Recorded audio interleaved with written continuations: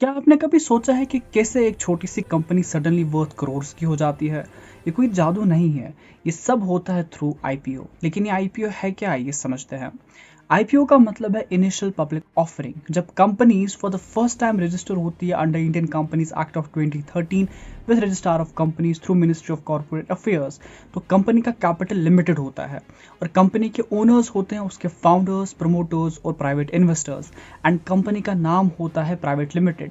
Let's suppose it's ABC private limited.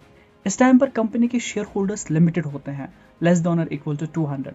और फिर जब कंपनीज एक्सपेंशन का डिसाइड करती है, जब कंपनी डिसाइड करती हैं कि उन्हें मार्केट कैपिटलाइजेशन और मार्केट वैल्यूएशन को बढ़ाना है, तो उसके लिए कंपनीज को चाहिए होता है कैपिटल। एंड कंपनीज डिसाइड करती हैं to raise the capital from public, and उसके लिए कंपनीज खुद को लिस्ट कराती हैं on stock exchange. That's either on NSE या फिर BSE, that's national stock exchange या बॉम्बे स्टॉक एक्सचेंज, या ऑन बोथ। और ऐसे कंपनी के शेयर्स यानी unit of ownership publicly available हो जाते हैं, जिनको लोग खरीद सकते हैं। एंड द वंस जो इन शेयर्स को खरीदते हैं उन्हें शेयर होल्डर्स कहा जाता है। कंपनीज अपने शेयर्स इधर पार वैल्यू मतलब एक्चुअल वैल्यू पर इशू करती है, या डिस्काउंटेड वैल्यू यानी एक्चुअल वैल्यू से कम पे इशू करती है, या on premium that's actual value से ज़्यादा चार्ज किया जाता है फॉर अ शेयर।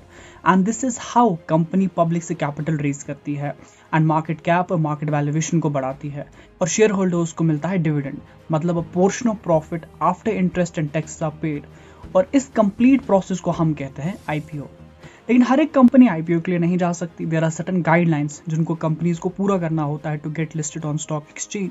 और इन गाइडलाइंस को फ्रेम किया है सेबी यानी securities and exchange board of India ने, जो इंडिया में स्टॉक एंड एक्सचेंज मार्केट को रेगुलेट करती है। And the guidelines are as, सबसे पहले कंपनी को नाम चेंज करना पड़ता है from a private limited company to public limited company, क्योंकि एक प्राइवेट लिमिटेड कंपनी आईपीओ के लिए नहीं जा सकती। And this makes a company unlisted public company.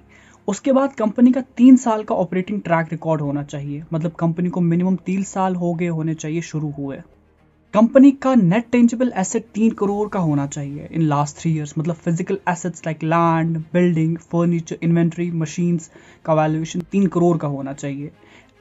और नेट टेंजिबल एसेट्स को हम कैलकुलेट कर सकते हैं all assets minus intangible assets minus all liabilities.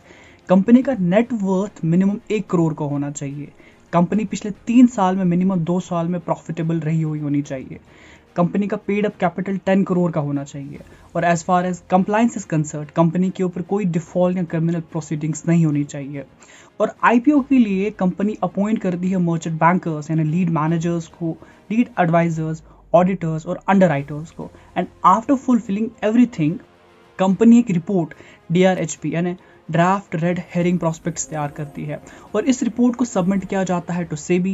And after review, जिसमें कंपनी का फाइनेंशियल रिकॉर्ड, कंपनी का background, risk and promoters history check की जाती है। और अगर सेबी को एवरीथिंग ओके लगता है, सही लगता है, तो आईपीओ के लिए अप्रूवल मिल जाता है, अदरवाइज रिजेक्शन मिलती है। एंड आफ्टर आईपीओ एक कंपनी जो पहले एक प्राइवेट लिमिटेड कंपनी थी, फिर अनलिस्टेड पब्लिक कंपनी बनी, वो लिस्टेड पब्लिक कंपनी बन जाती है और कंपनी के शेयर स्टॉक एक्सचेंज पर ट्रेड होना शुरू होते हैं। लेकिन आईपीओ के बाद कंपनी में कुछ मेजर चेंज आती हैं। जैसे बिफोर आईपीओ कंपनी की ओनरशिप फ्यू प्रमोटर्स के पास थी, वहीं after IPO ownership public plus promoters के पास आती है। जहां आईपीओ से पहले रिपोर्टिंग प्राइवेट थी, वहीं after IPO quarterly reports mandatory हो जाती हैं। जहां पहले कंट्रोल प्रमोटर्स के पास था, वहीं आफ्टर आईपीओ शेयर होल्डर्स और सेबी का इन्फ्लुएंस बढ़ता है। बिफोर आईपीओ जहां ट्रांसपेरेंसी लो थी, वहीं आफ्टर आईपीओ ट्रांसपेरेंसी बढ़ जाती है। और सबसे इंपॉर्टेंट, जहां पहले वैल्यूएशन प्राइवेट थी, वहीं आफ्टर आईपीओ कंपनी की वैल्यूएशन मार्केट डिसाइड करती है। जहां आईपीओ से पहले कंपनी की वैल्यूएशन बढ़ जाती है, वहीं कंपनी की कुछ रिस्पॉन्सिबिलिटीज भी बढ़ जाती हैं। कंपनी को क्वार्टरली फाइनेंशियल रिजल्ट्स मेंटेन करने पड़ते हैं, board of directors with independent directors का स्ट्रक्चर फ्रेम करना पड़ता है, एनुअल जनरल मीटिंग्स कंडक्ट करनी पड़ती है, एवरी मटेरियल इवेंट को डिस्क्लोज करना पड़ता है, इनसाइडर ट्रेडिंग्स रेगुलेट करनी पड़ती है। और ये है आईपीओ, जिससे कंपनी की वैल्यूएशन थाउजेंड्स ऑफ करोड़ की हो जाती है। एंड इसीलिए आईपीओ को द बिगेस्ट माइलस्टोन कहा जाता है।